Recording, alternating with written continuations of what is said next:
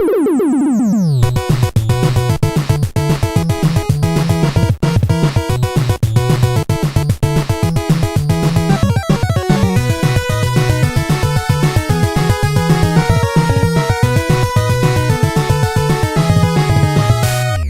and welcome to the Amazing Nerdiverse. I'm Jeff Grantz. Stephen Tugert.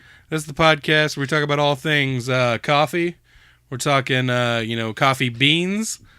Talking caramel espresso. macchiatos, lattes. Yeah. Latte macchiato, espresso, Cappuccino. frappuccino. Yeah, iced coffee. They do it in an iced variety now. Cold brew. Vanilla Yeah. sweet cream cold brew. Yeah, French vanilla. Flat whites. Yeah. White chocolate mocha. Triple espresso skinny vanilla bullshit. You're probably more up to date on the shit than I am. Yep. I used to work in a coffee shop back in the day at a bookstore. Tea. Yeah, I mean, yeah. Just threw me off. No, fuck that shit. This is a podcast where we talk about all things good and geeky that make up the Amazing Nerdiverse. We're talking movies, TV shows, video games, comic books, regular books. We're doing that a lot lately. Audiobooks. Because I'm too stupid to read, so I have to have... I'm a grown person that has to have people read stories to me. Yep. Yeah, so we got a lot to talk about today. Not a whole lot of news stories, but we got some other fun stuff to talk about.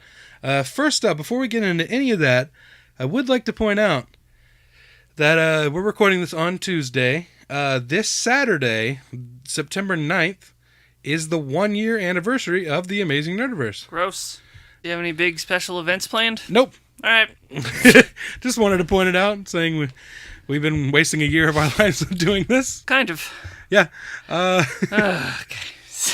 Please All subscribe to those the Amazing listeners Nerdiverse. and followers. Tell your friends, you share Tell on Facebook. a friend. Just tell one. If all 20 of you tell one friend. 20. Is that how many we have? If we're lucky. Oh. No, I'm kidding. I don't know. I think we're doing better than 20, but 40. Yeah, I don't know, that might be pushing it. No. 18. In that ballpark. Oh, No. Fuck. I don't have an exact number on it. I need the stats. No, you don't.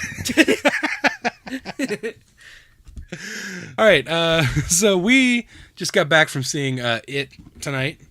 We saw it. We did our review of the film. It should be up by the time you're hearing this. We should have the review up.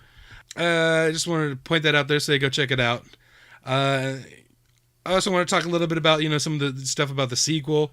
The director Andy Muschietti has been talking about the sequel and how it's going to focus on the adult losers, which of course we know, because that's the miniseries is half the story, and the book is half the story of the kids and half the story of the coming back as adults. But it's going to flash back to the kids as well in the second one. Mm-hmm. So we are still going to get to see more of the kids, which is the best part of this movie is these kids and the characters and stuff. And while it'd be cool to see them as adults and everything, I still want to see these kids again because they're all the kids were great in it. But it's also going to kind of explore some of the otherworldly aspects of the book. There's some really interesting, crazy, weird, trippy stuff that happens at the end of the book, and it's also going to explore Pennywise a little more, get into what and what this creature is, and stuff like that, which should be fun.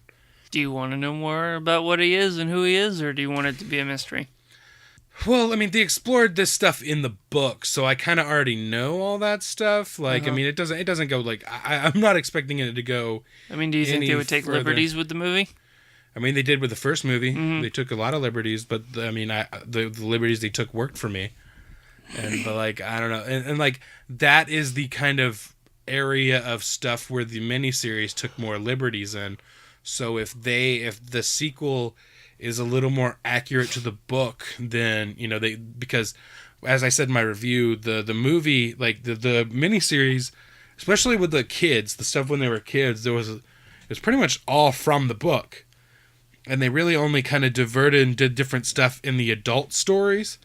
And if they did if they kind of kept more true to what happened as they were adults in the sequel and all of that stuff that they learned and through all that stuff, then I could see that working. I don't know. It's really really out there stuff in the book when it gets to that point. But anyway, just figure I'd talk about that. Go check out our review if you want to hear what we thought about the movie. It sucked. No. Spoiler alert. The Ghostbusters showed up and beat the shit out of Pennywise. Yeah. Yeah. They even took off their proton packs and just, like, started beating him with, like, sticks and rocks. And crowbars and chains. Yeah. Yeah, it was awesome. Like, Winston straight up, like, choked him out. He just got him in like a rear naked choke. just until he just ran out of air and just passed out. And Egon just, like, took his shoes. Tied the shoestrings together, threw it up on a power line. Yeah. Yeah. Fucked him up. And Venkman curb stomped him. Oh, Jesus. They got real. Yeah. Pretty sure Stantz took his wallet. Yeah, and then he pulled up his shirt and it just said Thug Life. Across Ray's stomach. Yeah. All right. I'd love to see that movie. Yeah, I would watch the shit out of that movie.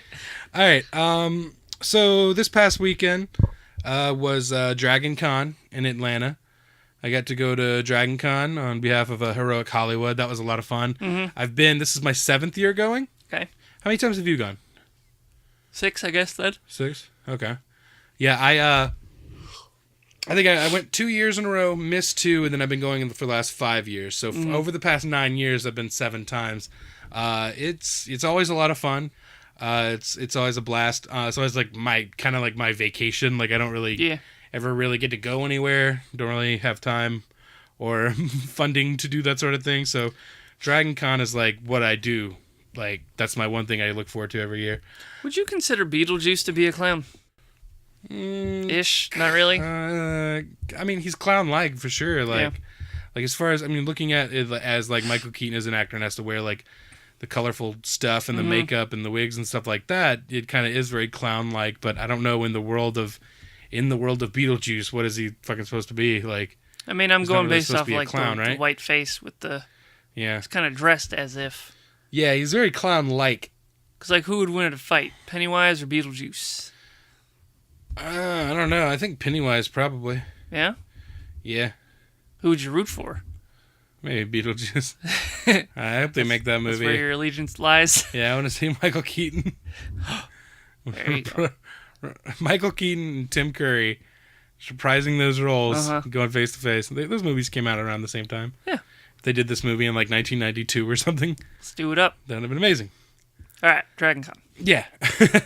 But so I had a lot of fun at Dragon Con. I, attended a couple panels on Friday. I went to the Flash panel. If you follow me on Twitter, you saw a lot of tweeting. I don't. Yeah, I know. Not since the incident. But yeah, I was doing a lot of tweeting. We saw any of that. There was a lot of articles on Heroic Hollywood about a lot of the stuff I heard at the panels and stuff. The cast of I mostly attended Flash and Arrow panels.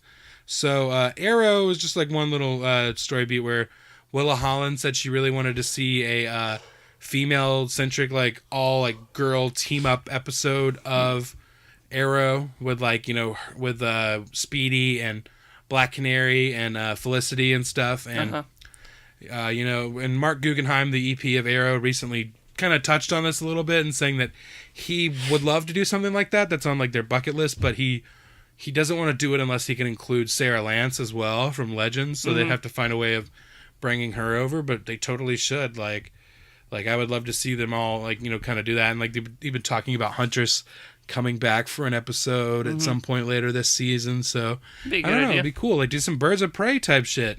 But like good. Yeah, I mean they can pretty much do everybody but like Batgirl, but you could have Felicity fill like the Oracle role.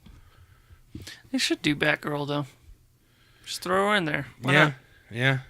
It's not like we're gonna get to her anytime soon. No, she would be on like Supergirl's Earth if they did her. Which I would love to see Supergirl and Batgirl team up. Like that's something they should totally do. Yeah, that'd be a good one. At some point, I'd rather see that than her just over on Arrow and stuff. Yeah, or you could introduce her on Arrow and then something. But it would make more sense because Batman does exist in. That's true. In Supergirl world, so you'd be like, "Who's this Batgirl? What does that mean?" Lady dressing up like a bat. Yeah. So and then on the Flash, there's a couple more news stories there. The cast Talked a little bit about the crossovers they'd like to see.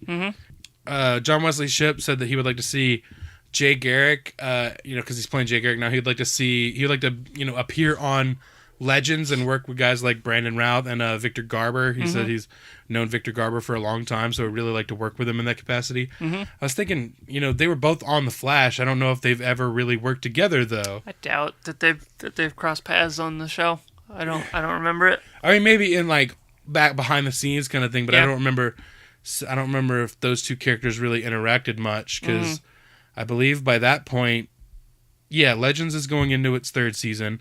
Flash is going into its 4th. So by the time he got out of jail, Victor Garber, Stein had already kind of fucked off at that point, right? Yeah, that's what they wrote in the story notes. Yeah. I'm going to start doing that. Every script I write, instead of writing, blah, blah, blah, exits, I'm going to be like, Professor Stein fucks off. And like, every script. I mean, it saves time. Not really. It doesn't save space on the page, but it's worth it. Rick Cosnett, who played Eddie Thawne in season 1 of The Flash, and he popped up a couple times here and there after that. Yeah. He said he was on the panel. He said that he would like to see Eddie like interact. He said that the person that he's always said when asked this question, what crossover would he like to be a part of, is he wants to work with Felicity. Like he says, he always thought that Eddie and Felicity would be like a power couple. And I'm like, oh, that's an interesting thing. You never think of like those two characters interacting at all. Yeah.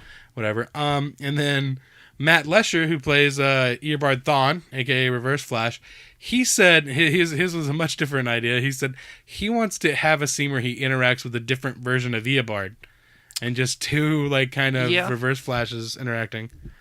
Which they kind of did something little similar to that in the season 2 finale of Legends of Tomorrow. But yeah, like I think it would be cool, like a straight, like, just dialogue scene of just these two Reverse Flashes, kind of a meeting of the evil minds kind of thing. He might be my favorite supervillain in the DC universe, I think. Like overall, or just in the? I think so, yeah. In the Arrowverse. Maybe both. Yeah. He's just interesting to me. Reverse Flash is like over like Joker and all the Superman and Batman villains. I might be a little fatigued on Joker. I mean, don't get me wrong. Yeah, I mean, like I love Joker. Like I've loved Joker all my life from like going back in 25 years ago. They just celebrating the 25th anniversary of Batman the Animated Series, which goddamn feel old. Yep. Time to retire. Batman the Animated Series celebrating its 25th anniversary. We're celebrating our 1st anniversary. You know, it's kind of the same thing. Time to hang up the headphones. Yep. But yeah, like, so, I mean, that's the version for me, though. And, like, every version that's not that, it just kind of,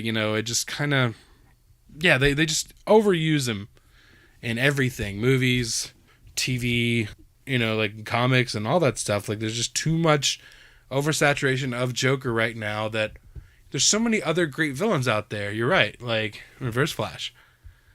And I'd just like to see a few more of those guys. I just think it's a compelling idea. Like, he's just the Reverse.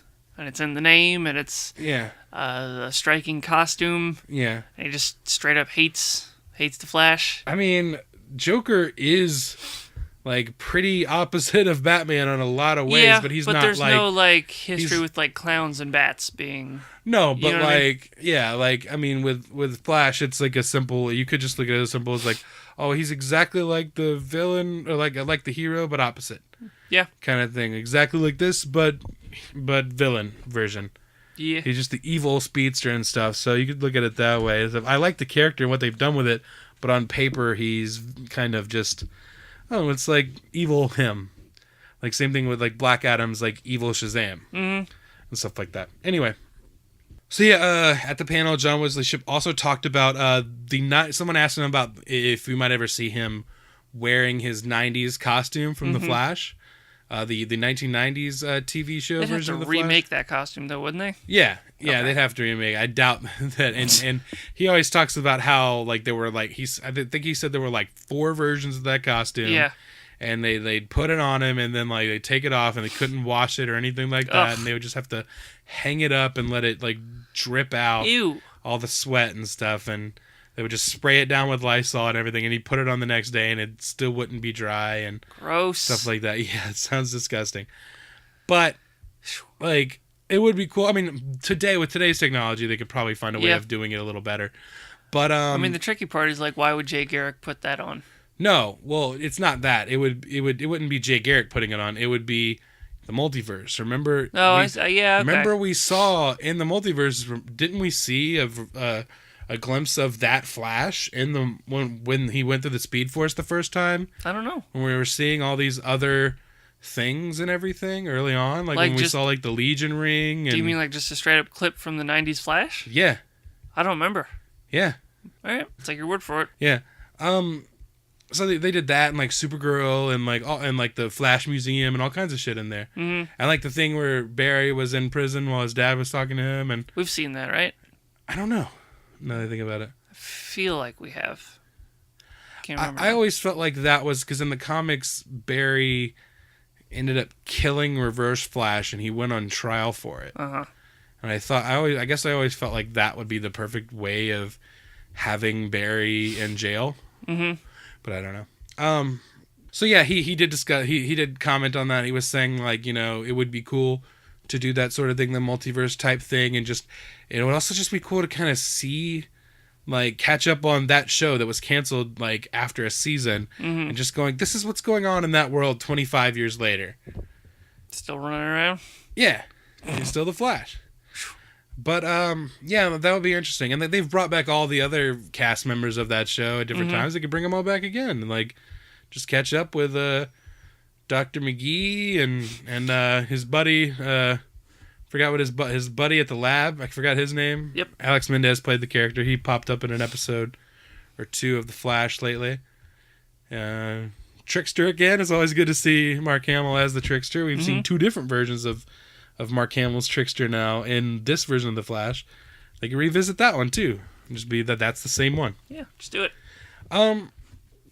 He also commented on but basically what he said, I forgot the quote. He said, I tweeted this and he responded and liked it and all that stuff, but he kind of wanted to make sure I was clear on what I said. Basically he said, you know, if there's something like this that you would like to see in the show, if you want to see it, tweet it. And basically that means like tweet it at the showrunners, let them know the stuff that you're interested in doing because they pay attention to that sort of thing. And so I wanted to make sure I clarified that here because that's what he was saying. He was like, I was saying, like, I tweeted that and I said, it's like, you know, John Wesley Shipp on the costume. If you want to see it, tweet it. And then he said, well, I was just kind of saying that kind of more generically or whatever. And then I was like, yeah, just saying. Yeah, whatever. Shut up. Yeah. Put on the suit. Yeah, put it on. I didn't, but that was like, I talked to him on Friday. I went on the Walk of Fame and talked to him for a second. And he said, how did you get in here? Yeah, and I told you this, and I was kind of embarrassed to tell my sister and my cousins or whatever who came on Saturday, but I'll just say it on here because who fucking none of them listen.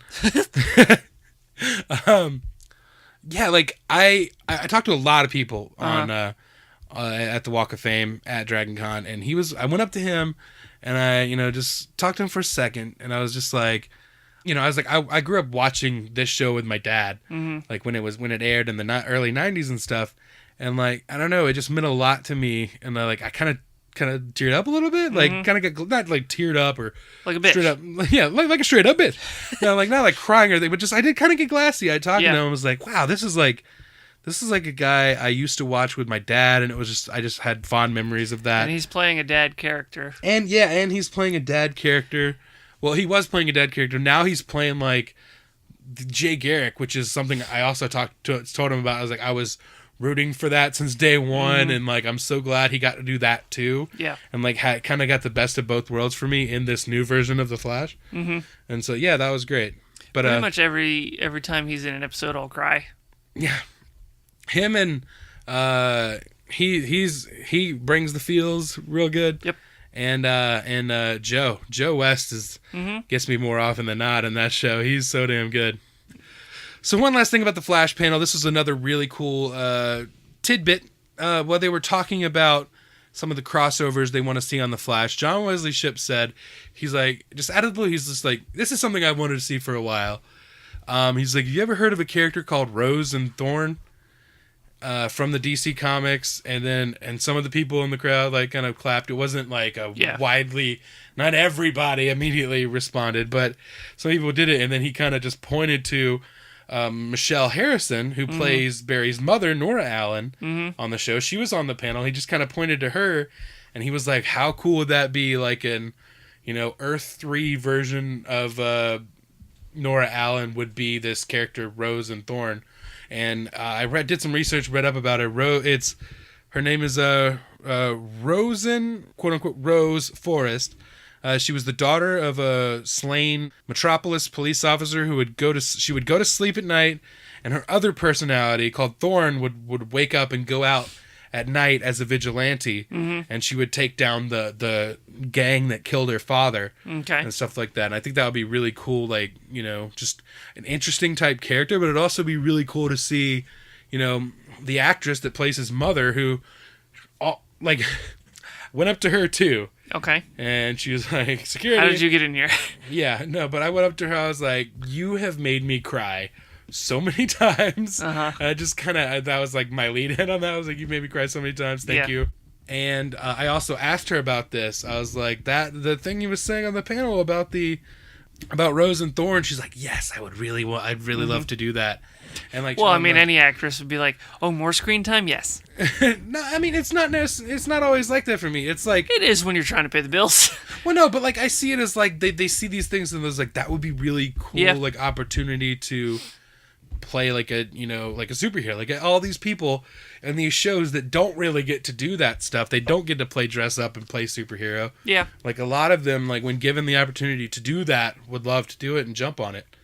But yeah, she said she's been dying to do that since the beginning of the show. She's been waiting a long time just to put on some boots and stuff like that. She also said at the panel, she just wants a new costume because she's been wearing the same thing every time we've seen her, just about. Yeah. Like, because it's always the same scene that we see her in. Well, I mean, it's different timelines and stuff, and revisiting that same moment over and over again, which is kind of interesting. You don't see that a lot in shows, like people revisiting the same exact moment over and over again. Well, it is a powerful moment. It is. I mean, it's a very, like, it would be like if Batman could time travel and always went back to the night his parents were murdered. I mean, we always see it, but we only just kind of see it once in each version. All right, so Barry Allen goes back and stops it and creates Flashpoint. So if Bruce Wayne were to go back... Batpoint. Yeah. But, like, what would that have a different kind of ripple effect on everyone else? Absolutely. I mean, like, it's just like the butterfly effect where it doesn't seem, things that don't really seem connected, kind of altering one thing kind of has this weird ripple effect that alters other things that you would never think about. But do you think he would go back and try to fix it again? Batman? Yeah. Yeah. Yeah? Yeah, because he's just, Barry didn't want his mother to stay dead, but he had to fix it because him doing that affected way more people. And, like, that's the way, as shitty as it is, that's the way things were supposed to be. Yeah. And I think Batman would see that the same logic and make the same decision.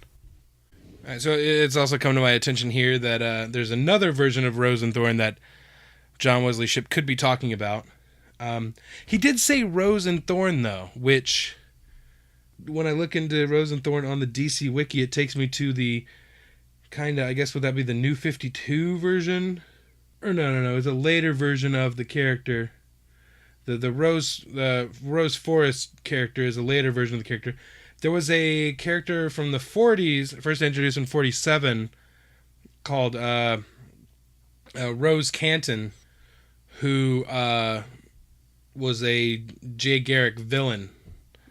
So it's a similar thing, same kind of thing where she had an imaginary friend, Thorn, that she would blame for shit that went wrong, and like eventually became its own like personality and stuff. But yeah, like, so I don't know.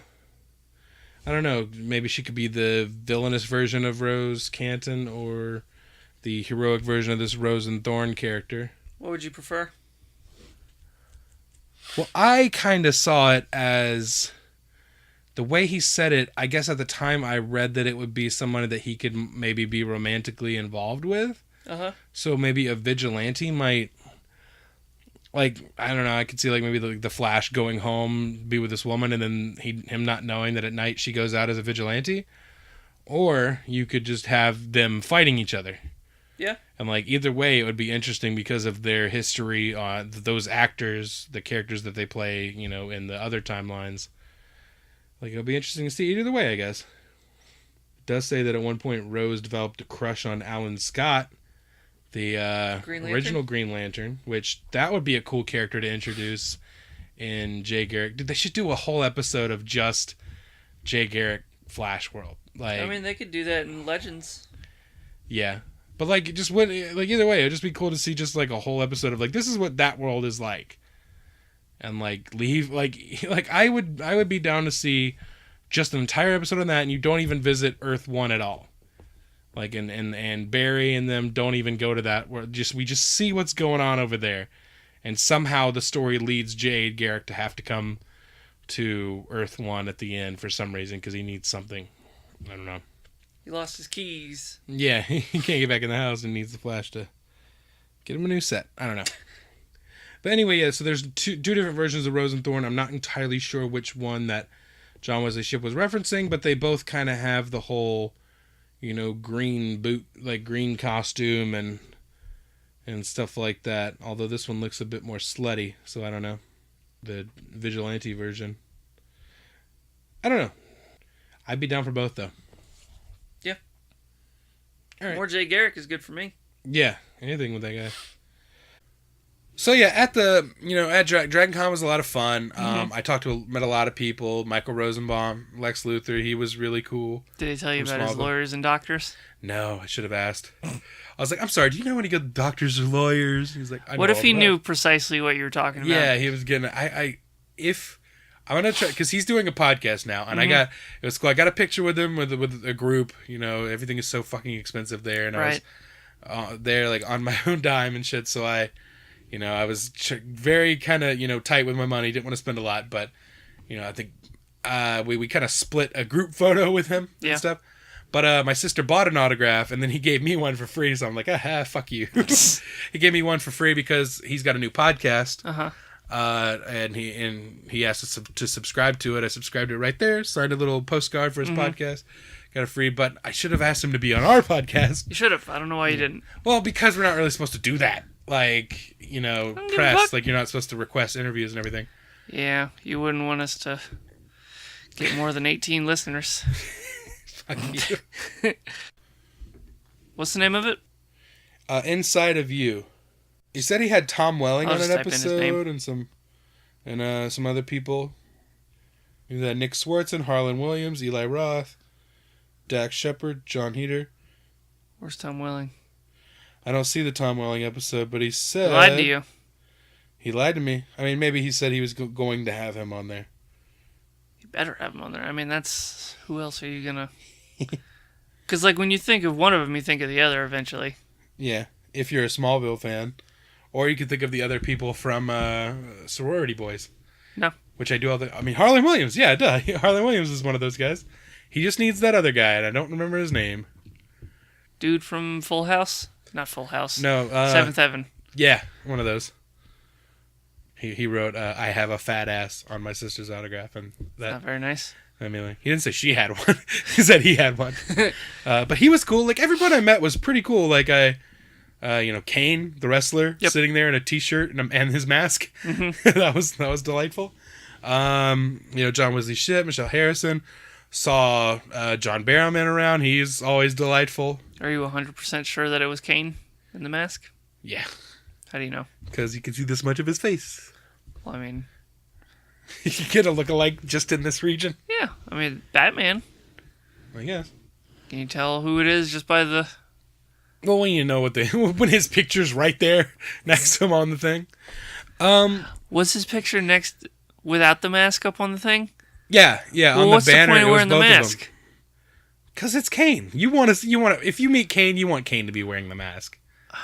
I mean, it's cool if he has it on the table, like, hey, check out the mask. But it's a little silly if it's. Nope. It totally felt right though. Did it? Yeah. It's a little weird. Like I saw it and I was like, that's awesome. And like it was kind of weird, but I was like, yeah, of course he would wear the mask. That's like Batman showing up dressed full Batman with the mask on, but also behind him is a picture of Bruce Wayne. Like, he's signing autographs and shit. You wouldn't get Batman's autograph? Or, like, Clark Kent sitting there, and right behind him is Superman. He just has the glasses off. Yeah. I loved that he had the mask on. All right. Sitting right there next to Ricky the Dragon Steamboat. Yep. But I talked to Peter Mayhew, talked to some Power Rangers, talked to some cool people. Old or new Power Rangers. But the coolest guy, I talked to some people from Arrow, talked to Echo Kellum and Willa Holland, but the coolest person, Neil McDonough, Damien Dark, but the coolest person that I met the whole time, Josh Segarra from Arrow, who played Prometheus in season 5. Yeah. Spoiler alert, because that's a twist. But it played Adrian Chase in Arrow season 5. That dude is awesome. He was really cool. Is that your new best friend? Yes. Are you replacing me with... Yes. Okay. Welcome to the Amazing Nerdiverse with Jeff Grantz and Josh Segarra. That would be amazing. But he was really cool. I talked to him like 3 times. I saw him Friday, told him I was like, not only was I a big fan of Arrow, I was also a huge fan of this other show he did before Arrow called Sirens. It's a comedy. It's on Netflix. Check it out. 2 seasons only. It's a show about some EMTs and stuff. It's a comedy, and he played a police officer that's like the best dumb character ever. Like, he was so fucking good at playing a dumb character. Mm-hmm. And like meeting him, he was very much like that character, just not as dumb. The character's super stupid, but he was just like the way he talked. Yeah, just and Adrian Chase was such a departure from that and just who he is as a real guy. Mm-hmm. So when I first saw him in Arrow, it was so hard for me to take that seriously. I mean, he was great on Arrow, mm-hmm. but just it was really hard for me to separate this guy from this character Billy that he played on Sirens. So I talked to him about how much I love Sirens. My sister and my cousin love that show too, and I told him about them, and I said they were coming Saturday. He said bring them by the table. Mm-hmm. So how'd you get in here? So that yeah. Why aren't you wearing pants? So that was Friday, and then Saturday we're walking around the vendor's room. I'm cutting across an aisle. I look to my right, see someone wearing a Scott Hall or Razor Ramon t-shirt. Look up, and it's him. And so we walk with him for a little bit and talk to him and stuff. And he tells us to come by when he's at his table later, and we go by and stuff. Talk to him. He was super cool. Got a picture with him and everything. I'll talk about this. I don't know. I might end up cutting it out or not. I'm not sure. I might be able to hook up an interview with him on the podcast. Okay. So that would be super fucking cool because he's a cool dude. But I'll look into that. I don't know. No promises yet. Promise made. Talking to Prometheus. Next week. That'll be. God. Now you gotta Set in stone. Give me a deadline. Starting off the new year right. Nope. Talking to Prometheus. I will try. Stephen Amell on the week after. Yeah. Yeah. Okay. So. Followed by Grant Gustin. Yep. We're doing them all. But yeah, so he was fucking super cool, and I walked away from Dragon Con going, that guy's awesome. Just confirming that guy's awesome because I knew he was fucking hilarious and awesome in Arrow. All right, so that's pretty much Dragon Con. We had some fun. Saw MC Chris at midnight. It was the last time he was there was the first year I went 9 years ago. Mm-hmm. That was cool. Just all around blast this year. Successful Dragon Con in the books. Good.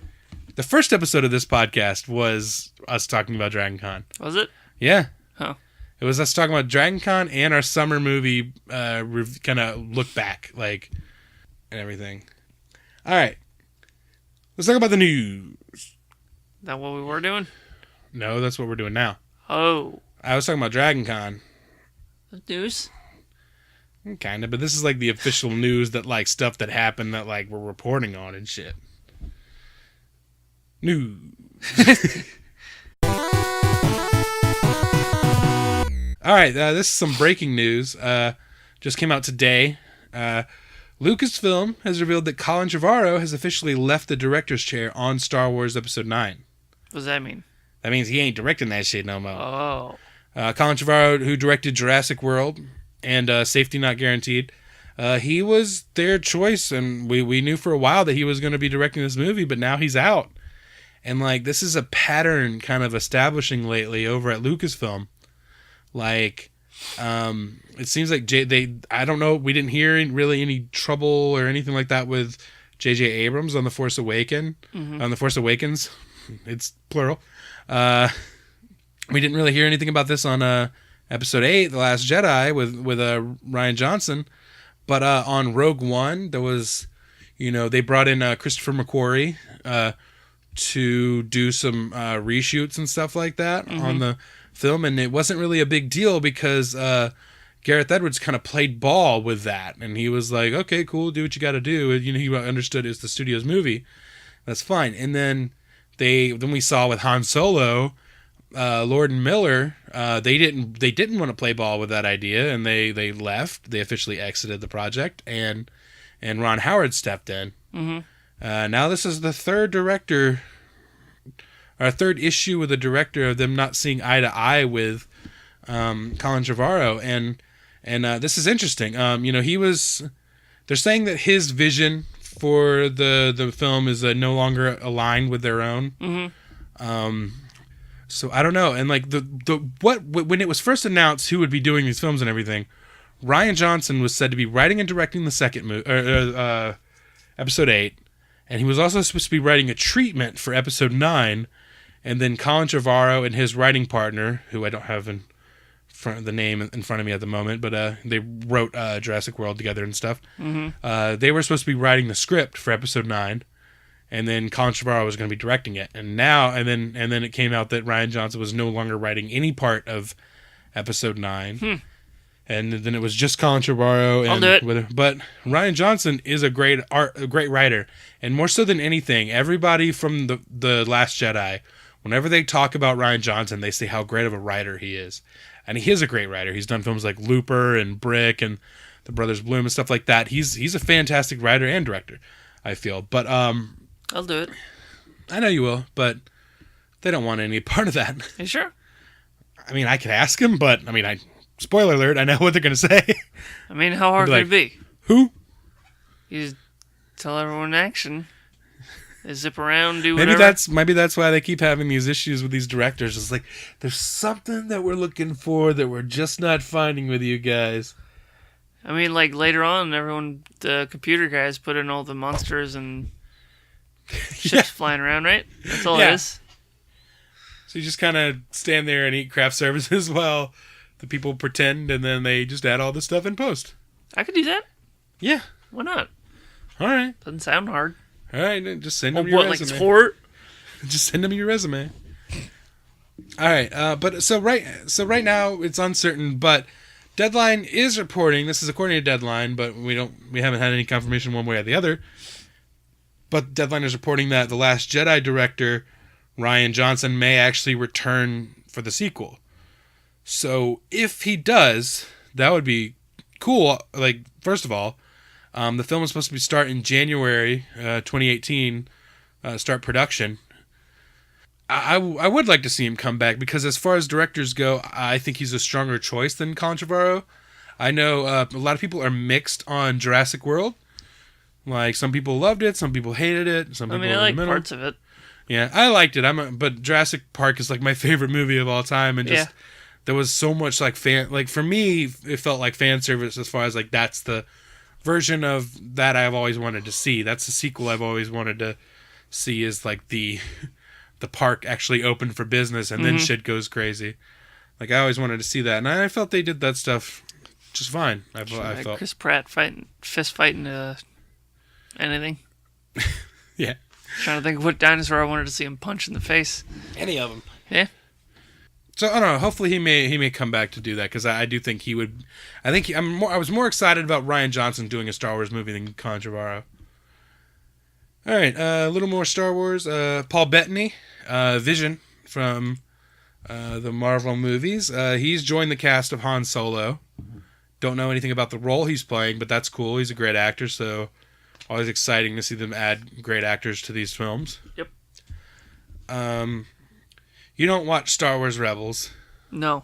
I believe I let you borrow the season once, and then you brought it back to me unwatched. Never watched it. Don't know why. You're an idiot. Fuck. Because it's a really good show. Okay. Well, don't just me. I'm only like I only like the show and everything. I only have known you for fucking God knows how many years. What do you need? Nothing. I need nothing from you. Anyway, a new trailer for season 4 was released. It's really cool trailer. A lot of cool stuff. It's fun seeing this season after 4 seasons that they're finally bringing all the rebellion together, and like we've been following this one little band of rebels and stuff this whole time, and now they're finally meeting up and they're bringing all the rebels, the rebel alliance that you saw in the original trilogy is like finally coming together, leading into the events of Rogue One, which lead into the events of A New Hope. So that's really cool. There's a lot of fun stuff in there. There's little nods and stuff. I think there's a name check of director Krennic, his little project that he's got working on, which we know is the Death Star. So that should be cool. They're still kind of keeping. There's some things that I'm pretty sure is going to happen. Like we'll see like Ahsoka like return, because we haven't seen her since the end of season 2, which Ahsoka's a character that you probably don't even know because you didn't watch Rebels or Clone Wars. No, I don't know what you're talking about. Well, she's fucking awesome, and why? She wear a dress? Not really. I mean, it's kind of like a. She like Sigourney Weaver. She just wear a dress and say some stuff. Oh, I'm sorry that I like good actors and good characters. My bad for being a fuck up, I guess. That's all right. I'll accept that. Okay, yeah. Fucking asshole. What about Wasp? Am I an idiot for liking the character of the Wasp? Well, no, because she's not gonna just wear some outfit and stand off to the side. All right. This news story is that to celebrate Jack Kirby's 100th birthday, Evangeline Lilly tweeted a first look image of Hope Van Dyne in her costume as the Wasp standing off to the side. I mean, pretty much it's just a picture of her in the costume, but it's cool because it's first look of her in the costume. Yeah. We saw that picture of her staring at the costume plenty of times. That's true.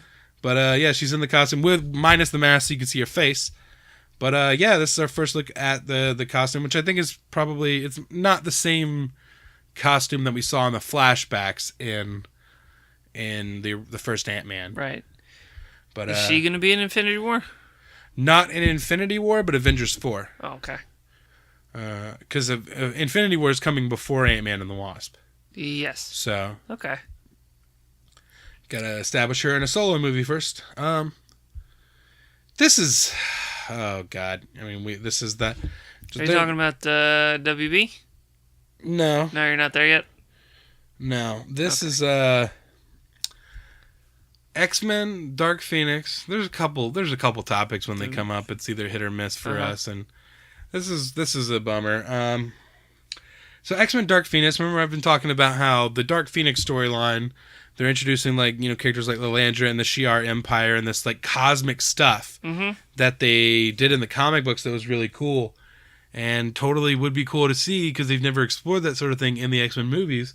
Well, Simon Kinberg has told Total Film that they want the film to feel more human and emotional and stuff, which is fine, But he's saying that they must find a way to ground it so it's not too intergalactic. I think they're gonna try to keep this on the ground and not in space. They might see some alien characters come to Earth and everything, which would make sense at first to establish that. But I want to see a little bit of shit in space. Yeah. Avengers are going to space. Like, they've been making X-Men movies for 20 years. Do something new, man. Nah. That's everyone's thoughts over there at Fox. Nah. We'll recast Wolverine. Yeah. And then make him the star of every movie. Yeah. And then make Logan again later. Yeah. So yeah, in other words, do something new. Yeah, that's what I just said. Yeah. No. Oh, God. I was really excited about this whole Dark Phoenix thing. Or what if they do... And they can still do it right, like, as far as, like, Jean Grey's storyline goes, but I was kind of excited to see some cosmic-y shit. Do precisely the same thing I just said, but just with Cyclops? Yeah. And in the very last movie, like... Old Man Cyclops? No, just call it Scott. Okay. Just Scott. And he's just really No old. one would go see a movie just called Scott. Why not? I don't know. If it's Cyclops, yeah. I'll go see it. Yeah. His eyes are all tired and shit. So like the beams shoot out all cross-eyed. Yeah. Just not really working. They flicker. This is kind of a cool story. Ed Skrein Ed Skrein. Screen. Sounds like you're making that name up. Nope. It's I don't know how. Screen. I can't remember how to pronounce it. Scrimshaw. Ed Skrein. Screen. Scribble. He was Ajax in Deadpool. Okay. The main villain in Deadpool. He was cast in Hellboy, but he just exited the film because it came to his attention that in the comic books, the character that he was cast as is Major Ben Diamio, whatever, is an Asian character in the comics. Uh-huh. And so like a lot of people were complaining about just yet another whitewashing thing, like controversy. Yeah, so he pretty much straight up said, you know what, fuck it. Yeah, I'm leaving this. Cast an Asian guy, goddammit. Yeah. And like I appreciated that. Like, he saw that this was an opportunity to do the right thing, and I was like, yeah, good for you, man. Like it wasn't just about as you were saying earlier about people just wanting to work more. He could have worked and made money, but he thought it'd be nicer to do the right thing and let them. But then again, he's not in charge of casting it, so they might just turn around and cast another fucking white guy. They might. I doubt it though, because he brought that much attention to it in the first place. Yeah. So they'd be pretty much ambushed if they just picked like Keanu Reeves. Well, these studios keep fucking doing this shit. Okay. I think this might be what you were referring to earlier, the WB thing. THR is reporting that Warner Brothers wants Leonardo DiCaprio for the Joker, the origin movie that we've talked about. I mean, that sounds fine, but... Well, it completely goes against what was originally reported, where it would be a younger version of the character. Yeah. He's older than Jared Leto. He's older, yeah. I imagined he was. Yeah. So... Or maybe they just want him to replace him. I don't know. Who knows with all this shit? You know what I'm thinking? Marvel is telling one continuous story. Yeah. And I think DC might be thinking, like, why don't we just tell a bunch of different... Which is a way to go. Well, if you look between DC and Marvel, as far as from the comic books, DC has had more of a successful... They've had more success in exploring their multiverse. Mm-hmm. And I think that's what DC's trying to do. Marvel's like everything's connected. DC seems to be like nothing's fucking connected and everything's just kind of its own thing and it's a multiverse. Don't worry about it. Yeah. The Marvel motto is it's all connected. DC's motto is don't worry about it. Go fuck yourself. Kind of. I mean, I was just kidding when I said it, but more I think about it, it's more like, yeah, just don't worry about it. I mean, well, no, okay. Marvel's is it's all connected. Fox's is don't worry about it, and DC is go fuck yourself. We wanted more Joker shit. What, like, I picture like the execs at like DC, like all sitting around the room, like talking about, oh, we should do this, this, and this, and there's like one guy that like raises his hand, like, I don't know if that really connects with, and then someone just leans in, that's dangerous thinking, Marty. We don't talk about that sort of thing up here. If something is, we never say something's not a good idea to the boss. I don't know who the boss is. I just imagine him being. It's the Penguin. Yeah. Wah, wah, wah. And I think Kevin Tsujihara is the big boss man over at WB. But like, what is fucking going? Like, it sounds to me like there's too many. It always seems like there's too much going on over there. There's too many cooks. That sort of thing. Like, they need a Kevin Feige. And like they've promoted Jeff Johns to have some kind of it's not the same thing. Creative control, but it's not like control. Like, he doesn't have complete control. Because there's not like one singular thing that they're going towards. It's just everyone going, hey, here's 5 ideas for the Flash. Here's 5 ideas for Aquaman. It's like, we've been hearing about this sort of thing for a while, of like multiple scripts in development at the same time. Which would be fine if it was just one of the movies. But when it's like all of them, and then they're like, oh, we're going to do a different Joker. Why don't you just unfuck the one that you have? Yeah. It's not, like, honestly, that Joker could be unfucked, as you so delicately put it. That's what you said a long time ago. Did I? Yeah. Nice. Well, good choice of words. I don't think there. You said it on here, but you've said it. I've said it, just unfucked. The unfucked version. Yeah, like, fix his goddamn teeth. There's got to be a dentist in Gotham. I don't mind the teeth. I don't like the reason. I mean, I don't mind the reason he has those teeth, but I don't like the teeth.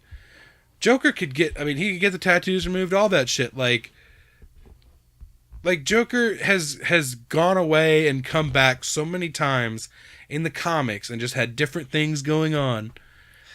Like He if he cut came his back, face off and fucked off, and then came back with a face strapped to his head, and then eventually his face was fine. like if he came back with all the tattoos gone, and he just said, "Too many people made fun of me, so I had to cut them all off." Yeah, And then I stabbed everybody. yeah, Right? yeah. There's your movie. You sure you want to direct Star Wars, or do you want to write? You want to write the Joker movie? I'll write the Joker movie. All right, cool.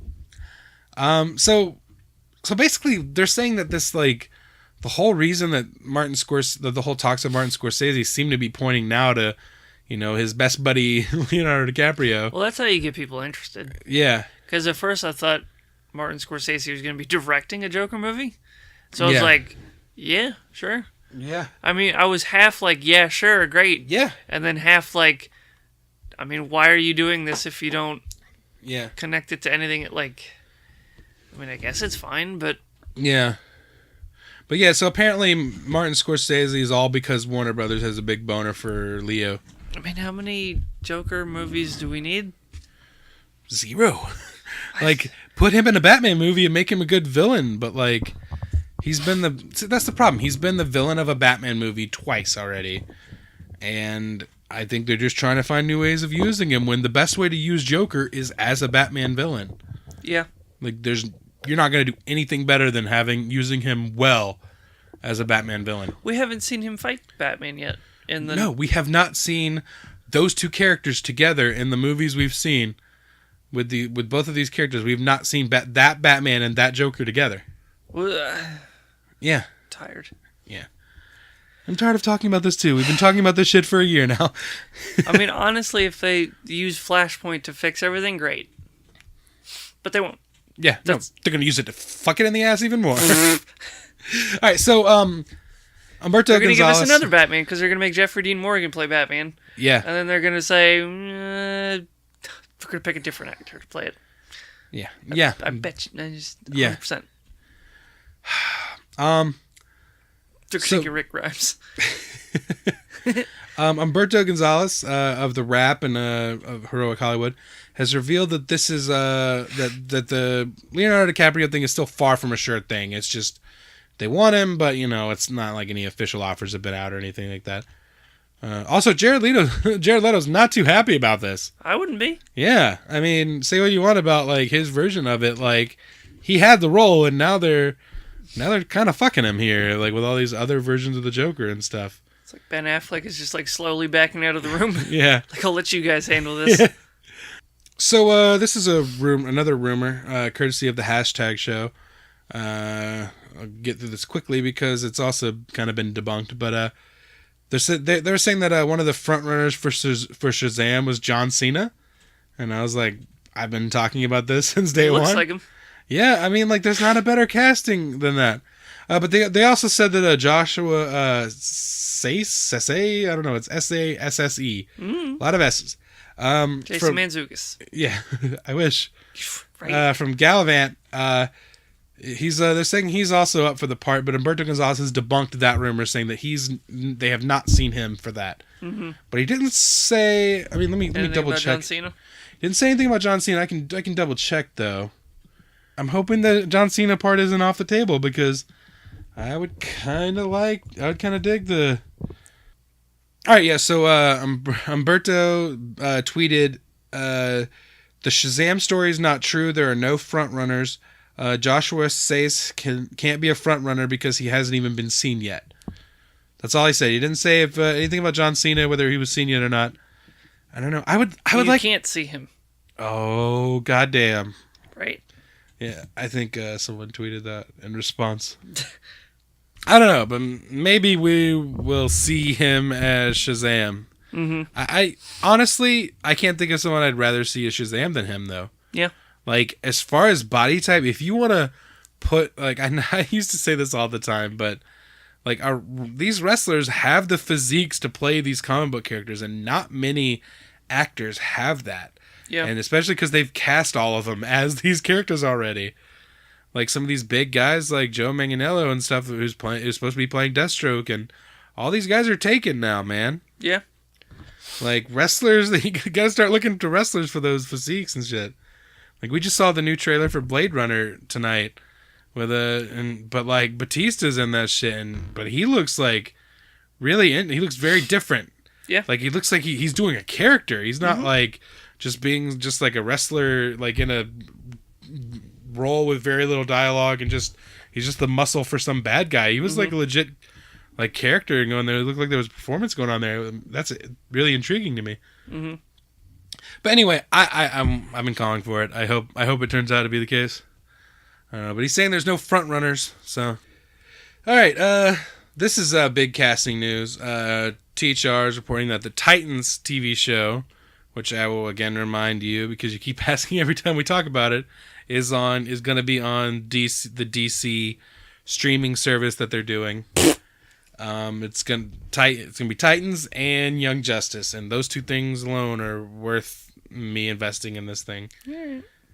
I don't know. It'll be like $5 or $10. It'd be worth it. Yeah, but then all these streaming services add up. Yeah, I know. Which is why I'm just gonna subscribe to them when the shit I'm watching, because no shows are like 52 weeks a year. That's true. I'm just gonna watch like the 13 episodes of this and then cancel. Yeah. Like, because that's what you're gonna have to do at this point. You can't keep year round for all this shit. That's true. It's too much stuff. All right. Titans has cast the role of Nightwing. Brenton Thwaites from he was in Pirates of the Caribbean, Dead Men Tell No Tales. Mm-hmm. This past summer he played Will Turner's son, and I thought he was. I liked him in that movie, and I think he's an interesting choice. And like I like this casting and stuff. As far as like a TV version of Nightwing, I think that's really solid. Yeah. And this guy's proved that he can handle the big screen and stuff like that as well. But like, I was surprised like going online and I didn't see a whole lot of response to it, as I didn't like do a deep dive into seeing what everyone's reaction was, but from the stuff I saw, it seemed pretty positive. Okay.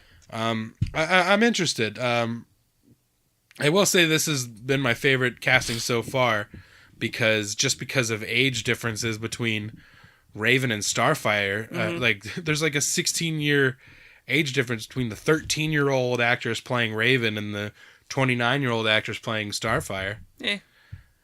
But I think Brenton Thwaites is probably closer in age to Starfire, which I said all along was probably going to be the case. Mm-hmm. And I'm hoping Beast Boy will maybe be younger, and kind of you'll have like Starfire and especially Nightwing leading the team. Mm-hmm. I think maybe if depending on where Starfire is in her development, like if she's been around Earth for a while or if she's just coming to Earth, she could be like very young. She could be acting kind of very young and just be having that like childlike, sense of wonder and like learning everything about Earth for the first time. Yeah. But I mean, we have a Nightwing, we have a live action Nightwing actor now. Eventually, he's gonna have to talk about Batman. Yeah. Because you can't just grow up being trained by Batman and just never mention it. Yeah, I mean, I think that they would do that sort of thing. I think it's probably like Supergirl on Supergirl. Like how there's that shadow of Superman. You always gotta kind of explore that. Yeah. At some point, but you don't have to do it all the time. No. I'm just like, saying. Teen Titans has way more storylines and stuff that they could do that just completely separate them from the Batman of it all. Yeah, I'm just saying. I think people want to hear about it at least once or twice. Yeah. At least reference for a little while, and then maybe like season 2, have Batman appear or something. Yeah, and then make the rest of the show Batman. Yeah, just change it to Batman. Because Gotham's not doing Batman. I don't want to talk about that. You don't want to talk about the Pulp Fiction Gimp mask that he's supposed to be wearing this season? I don't want to talk about that. I'm interested in the song. I told you this earlier. I'm interested in it. I am interested in the whole Solomon Grundy stuff that I didn't know about. That's how they trick you. That's how they get me. That's how they trick goddamn you. You time. They lure you in. Oh, they're doing Ra's al Ghul and. That's how they trick you. That's how they trick you. And Solomon then Grundy. You know what's gonna happen? They're going to kill them both, and then Fish Mooney's going to come back and fart around for about the whole season. Nobody gives a I'm done. I love getting you started on Fish Mooney. I'm done. Okay, back to Titans. The hashtag show also, they've been popping up a lot lately with these casting rumors and reports and stuff like that. But right now they're saying that, Titans is rumored to be adding Hawk and Dove as reoccurring guest stars in the show, that with an option to become series regulars. Do you know anything about Hawk and Dove?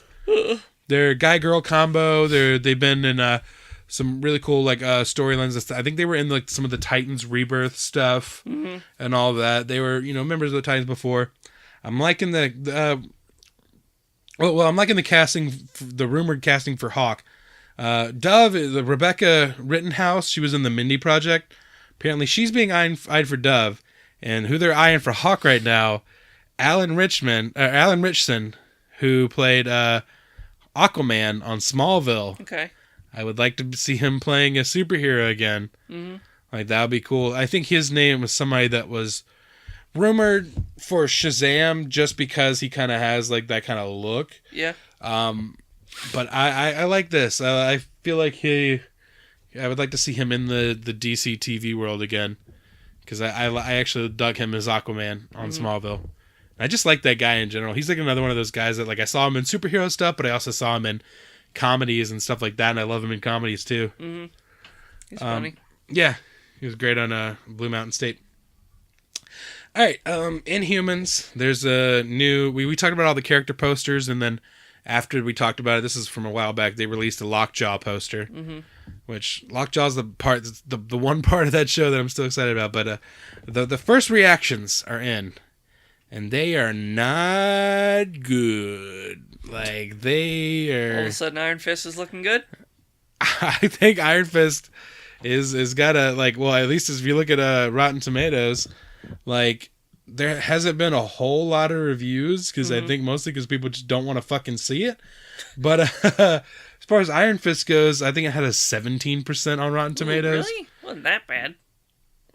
I mean, it's not like this, it's not like a letter grade kind of thing. It's more of like, it's a pass-fail system, man. It's like, these are the people that liked it, and these are the people that didn't. And like, the score goes up or down depending on 17%, because it's not with 9 fresh reviews and 45 rotten. So the audience gave it a 77.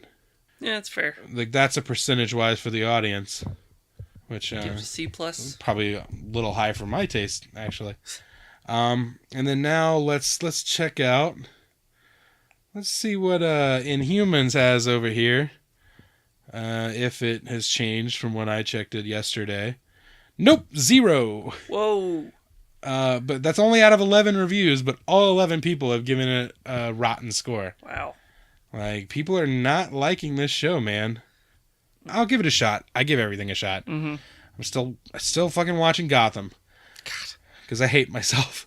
But yeah, like, it's a bummer, man. Like, Inhumans are really cool fucking characters that, after building them up on Agents of S.H.I.E.L.D. for so long, like, finally seeing them and just seeing, like, even, like, the casting across the board has been pretty solid, I thought. But, fuck. It's a bummer.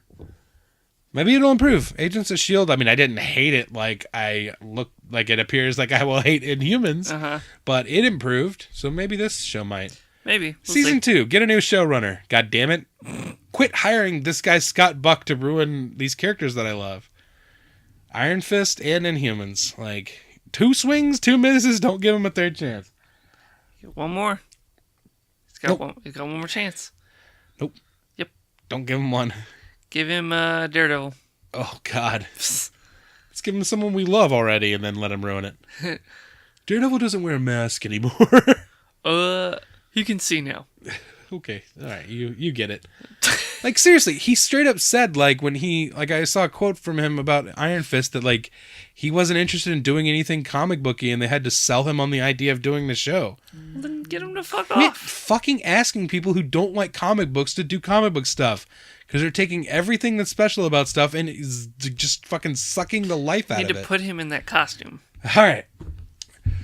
Whew, all right, it's getting hot in here, getting angry.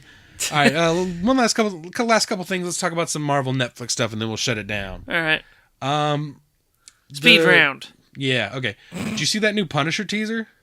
I think so. It's dope. Fuck. It's dope. It's dope.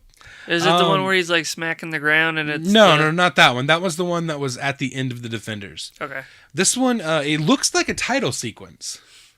And I don't know if it is or not, but it should be because it looks really cool. It just feels like a title sequence of the show without the actual credits on it and everything. But I hope that's the title sequence because it looks pretty cool. Who would win in a fight, Punisher or Pennywise? Punisher ain't scared of no fucking clowns. He ain't a scared. So yeah, at the end it has like a release date, but it's obscured.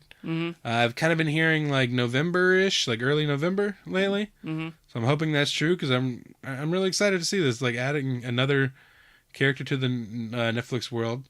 It also had a new logo for the Punisher. I really like the new logo with a skull and everything. It looks cool. Also, the episode titles have come out for all 13 episodes, which it won't let me pull them up right now, but they're there. So you can check those out. There's nothing too like significant as far as like, really letting us know what, like any special things from the comics or anything like that as far as I know. But they're all pretty cool. There's also a new image of Frank Castle released, him as a soldier before he became the Punisher and stuff like that. So we'll be getting to see a little bit more of his past going back into, him as a Marine and stuff like that. They're also saying, this is coming from, this is a long title, Marvel's Senior VP of Creator and Content Development, C.B. Cebulski, has teased that another Marvel superhero is going to be appearing in The Punisher. Now, I don't know if this is a character we've seen before or a new character, but either way, that's cool. Yeah. Because Punisher's one of those characters that it's always fun seeing him interact with some of these other characters because he is so different than a lot of these other characters. Like, he butts head with people all the time in a really cool way. I dare say that if your favorite superhero is Punisher, you're probably like a little unhinged. Like, if he's your favorite, though, is what I'm saying. Yeah, I mean, there's a lot of people I'll watch it, but he's not my favorite character. Yeah, there's a lot of people that love Punisher. Might want to keep an eye on those folks. If your favorite character is a Punisher, like, I'm not saying, like I'll enjoy watching the show. Yeah. But he's not my favorite. I mean, I love Punisher stories and comics and like movies and stuff like that. But like Homeboy is just like strapping up with grenades and guns like constantly. Yeah. You need to just relax. Just saying. Yeah. But yeah, like another Marvel character appearing in there. I mean, if I had to lean one way or the other, like I would prefer it to be a new character just because I want to see someone else. Netflix. Yeah, I want to see someone else get introduced. It'd probably be Daredevil. But yeah, I mean, could be Daredevil. Could be Iron Fist. But then again, it could be someone like Moon Knight. That would be fucking cool. Be a good one. Moon Knight. Another character, White Tiger, is a character that they have teased before in Jessica Jones. They said her name. She's another private detective, which it seems like all of the characters in the Netflix world are either private detectives or lawyers. But do it. I don't give a shit. Like, I want to see more of this world. Like, they can build that out to the same thing as like Avengers and all that. It's J. Jonah Jameson. Like Avengers, there were 6 of them, and then it expanded beyond that. You start with 4 Defenders, and then build on top of that, and just have a bigger, just palette of characters to play with. But Moon Knight, seriously, why have they not done that yet? Why have they not officially confirmed that Moon Knight is fucking happening? Maybe they'll do the same thing that they did with Punisher and kind of backdoor pilot him and spinning him off of another show. It's a good idea. Yeah. God, how great would that be if in 2 months we get to see some Moon Knight action on the Netflix stuff? Okay, one last show to talk about. I want to talk about some stuff about Luke Cage. And it might not have been too hard to miss this news. They were everywhere. Like, all the outlets were leading in the headline with this spoiler and with the pictures and stuff like that. But just in case you've managed to avoid that and you don't want to know, if you haven't seen all of Defenders, I will address something that happened and something that happened in the last episode and the aftermath of that in Luke Cage. So, spoiler alert now. Luke Cage has heat vision. Yeah, bitch. Shooting hot fire. No, so at the end of season 1 of The Defenders, we saw Misty Knight lose her arm. Bakuto cut it off.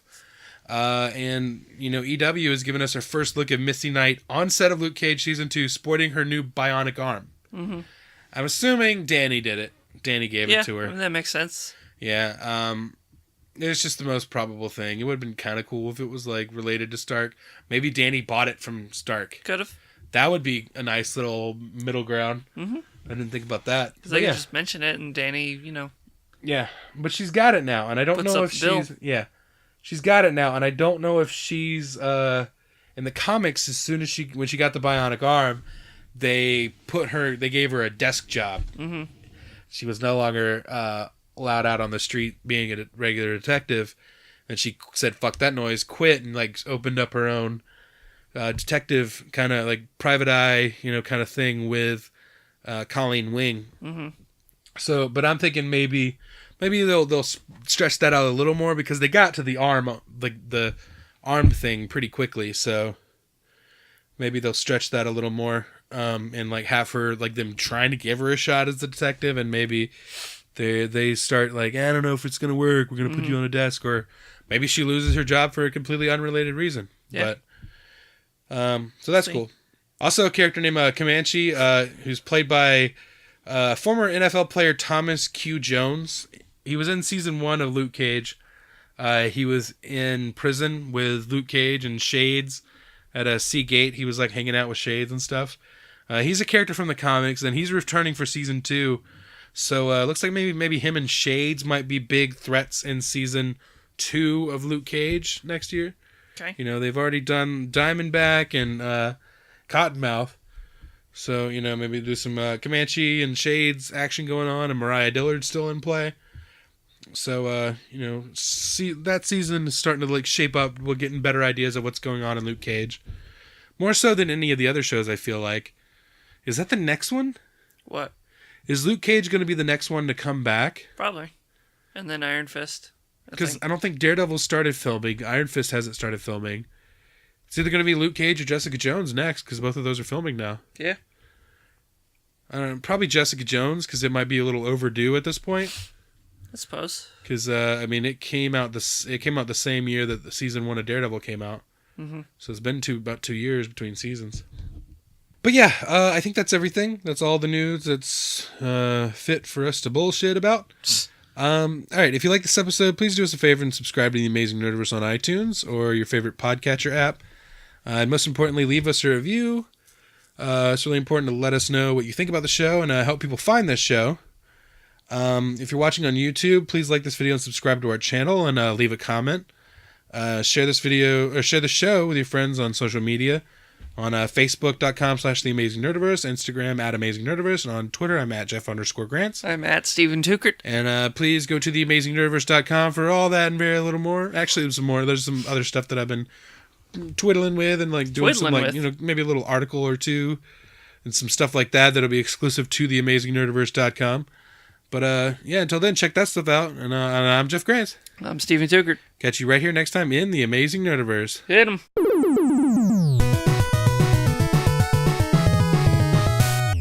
And scene.